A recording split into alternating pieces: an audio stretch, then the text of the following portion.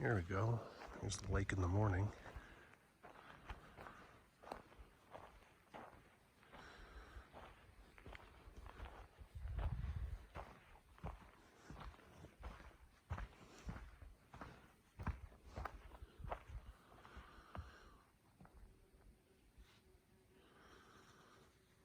There's a number of mosquitoes that fight me for this view,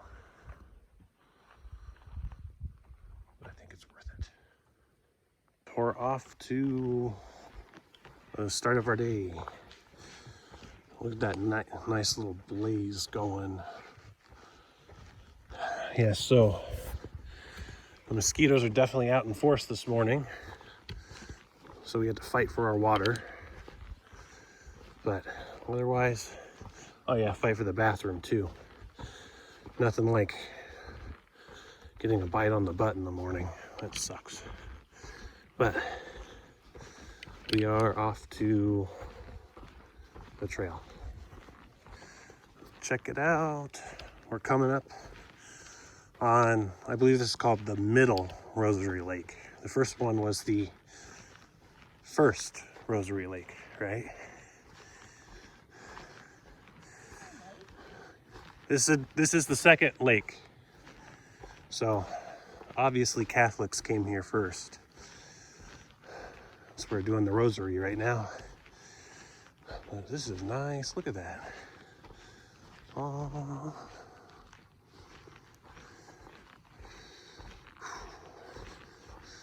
Such glassy water. Let's see. Yes. Look at that. Beautiful. Get off of me, mosquitoes. Ah. They don't want me. They don't want me here. They don't want me taking pictures. I just want to get a picture of them.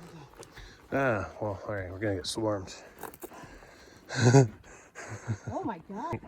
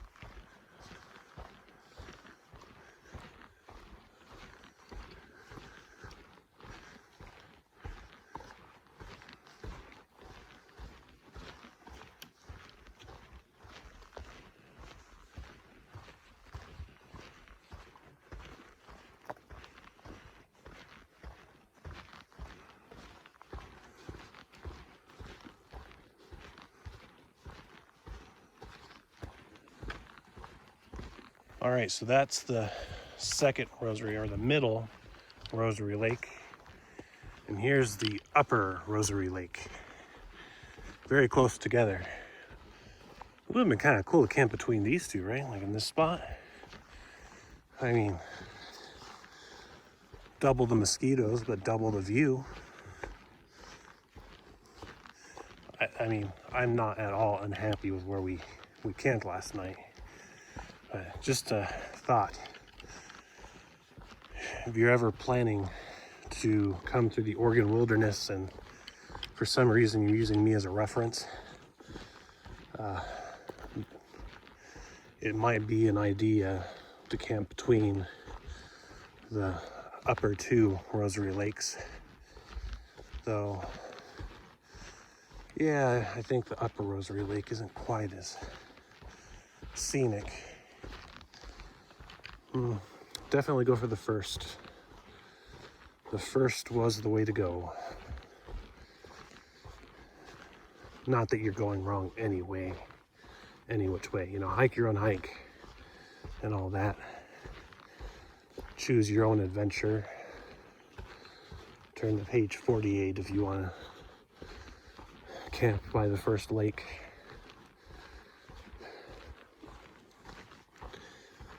I don't think anybody's gonna get that joke. If you do, let me know. Yeah, way out there, that's Odell Lake, where we stayed at Shelter Cove. There we go. So we're, just hobbling along. All right, we're at a junction again. You know, there's something magical about junctions. It's like, I could go that way, or I can go this way. I could even go back the way I came. It's kind of like life, where you just have to wonder, if I went that way, how different would everything be? And, well, the answer is you just may never know. But we are definitely going this way, because this is PCT North, Maiden Peak Trail. There we go. Got a good view of the Rosary Lakes from here, actually. Whew.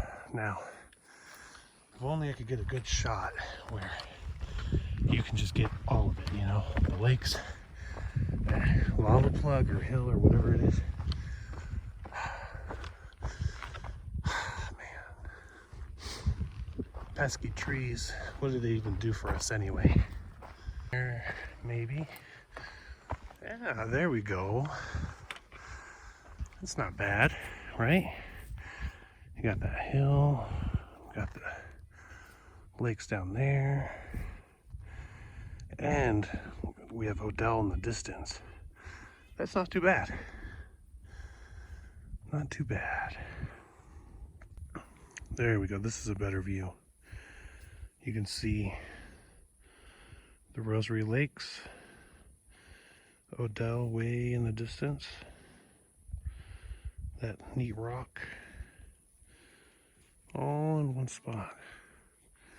And then as a bonus, you can see a neat little snow-capped mountain over there.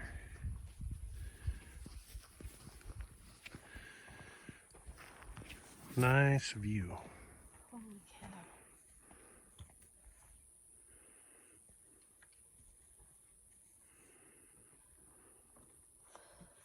All right, we had a nice little break here. We had cell service, like actually really good cell service, and that's why we stopped, because you know we gotta get a hold of family and make sure everybody's okay and tell them we're all right.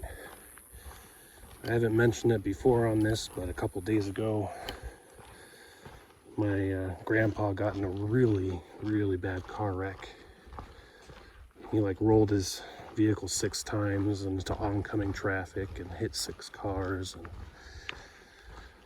well, we almost got off trail to go to him, but he's in the hospital now. He's doing okay. He's conscious and responsive and getting better at talking. So it's good that we had this opportunity to call and touch base with him, make sure he's okay. Alleviates our minds too. Yeah, so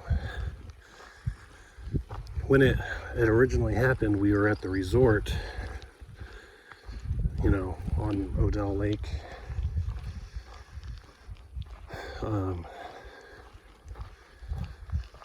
And so it was lucky that we were there, because you know we'd be able to respond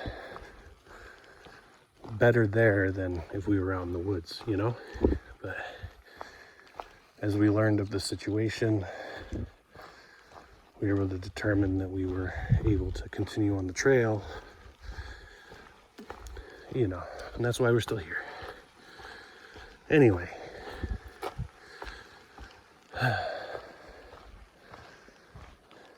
it's a good time to be thankful for what you have and who you have and the health you have, you know. This is like solemn little guardian chipmunk I've ever seen. Look at him. Standing on the rock, majestically, bravely, boldly. Looking over at me and he's like, "Why are you narrating my life, human?" Yes. He's not even scared of us. We pose no danger. Check out the chipmunk or squirrel or whatever that is. Chipmunk. Yeah, look at him. He's not scared of us.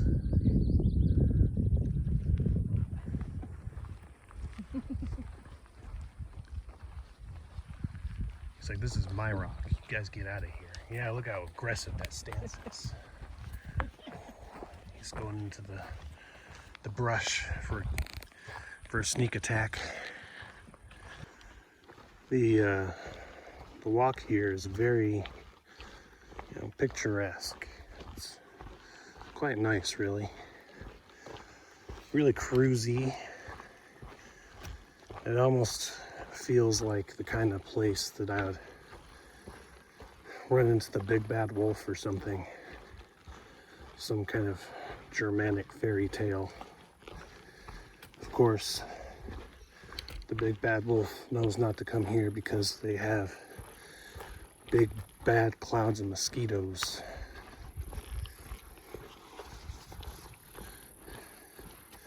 Which, well, I think I'd rather be swallowed whole by the wolf than devoured by a cloud of mosquitoes, because wasn't it like at the end of the story he spat at the grandma or something? Or the woodsman cut him open and the grandma was inside still or something. I don't remember. I think grandma turned out to be okay, but grandma wouldn't be okay with the mosquitoes, I don't think. So on the trail, you come across names, and well, you create your own name based on what you've done, features of yourself, or just things, things that happen, right? And for a bit, my aunt, she was Spud. She always talked about potatoes. It's like that was her driving factor. Get to a town, get to a lodge, whatever, and eat potatoes. And so I got to calling her Spud. And then, she would call me Screech, because, my little Sasquatch call, I would pretty much do that at any time we'd get to like the camp for the night, and I'd walk ahead, be about like a quarter mile ahead of her, and she would know that we were close by me going, "Ah," But as is the nature of things, things change, and here on the trail, you can change your name. You're whoever you want to be. And my aunt, she's hobbling along, still getting her trail legs, maybe hurt her foot a little. So we've decided that from now on she may be called the Hobblet. And she said, "Well, that makes you Gandalf, right?" And I was like, "Well, I guess if you want. I mean, I don't know. Do I look like a Gandalf? Probably not. But I figure that Gandalf would have it like much easier. Like, he's like a wizard, right? You have like a bunch of little animal assistants helping him carry his stuff if he wanted. And here I have just a tree helping me hold my stuff. Thank you, tree assistant. So I don't know, maybe the Gandalf thing, but she's definitely got to be the Hobblet. Okay, check it out. See a little snake there? A little racer guy. Yeah, he just slithered across my path. Look at him. He's so cute. How you doing, buddy? Don't worry, I'm not a predator. It won't eat you. I know the other hikers may have scared you with their hiker hunger. But let's see if I could see him, but I can't see him on the camera here. Let's see. Oh yeah, no, there he is, right there in the center. Yeah, buddy. Check out the little racer snake. Yeah, look at him. He's got a really nice yellow stripe, well, a bunch of yellow stripes down him. He's right there. If you look at that stick that's standing up, he's right behind it. It's standing up? Yeah. I'm like right where my shadow's pointing, and my shadow's touching his head now. Oh, now I see him. Yeah. So let's see. Gotta readjust where, oh yeah, there you go. Yep. All right, buddy. Happy trails. All right, little junction here. Maiden Peak Trail. And oh yeah, Maiden Peak, there we go. And over here, we're gonna see the other sign. Rosary Lakes, Maiden Peak Saddle. I'm sure that's the way we keep going. Of course, after that mishap I had that one day, definitely gonna make sure with the maps, because there's nothing more frustrating than going a mile out of your way and then having to come a mile back. But we're gonna have our lunch here, so it'll be nice. I'm getting a little hungry. So, yes. I'll just set up my tent to be out of mosquitoes. Yes, yes! Yeah, there we go. I forgot to do the Sasquatch call, I'm sorry. Anyway. I'll have to come up with a catchphrase from Gandalf, she says. In times of old, villagers would craft crosses to keep the vampires at bay. And it appears things just never change. Unfortunately, I don't believe this cross to be effective against the bloodsuckers of North America. Now, I know you guys thought I forgot, but I didn't. See, the entire time I've been in Oregon, there's only been 5 lizards. 5. I've almost seen more snakes than lizards, actually. Those little racer snakes. You see, I've seen 3 of those. Maybe more. But only 5 lizards. And that was on day 1. Now, I know. The lizards were a big draw. It was a real crowd favorite. And I miss them too, but really, there's something to be learned there. Just like, I don't think I'm gonna see any more cows. I may not see any more lizards, but I'll see many more things. I mean, I've seen more mosquitoes than I've ever cared to see in my lifetime. I've seen some pretty awesome birds, some cool racer snakes.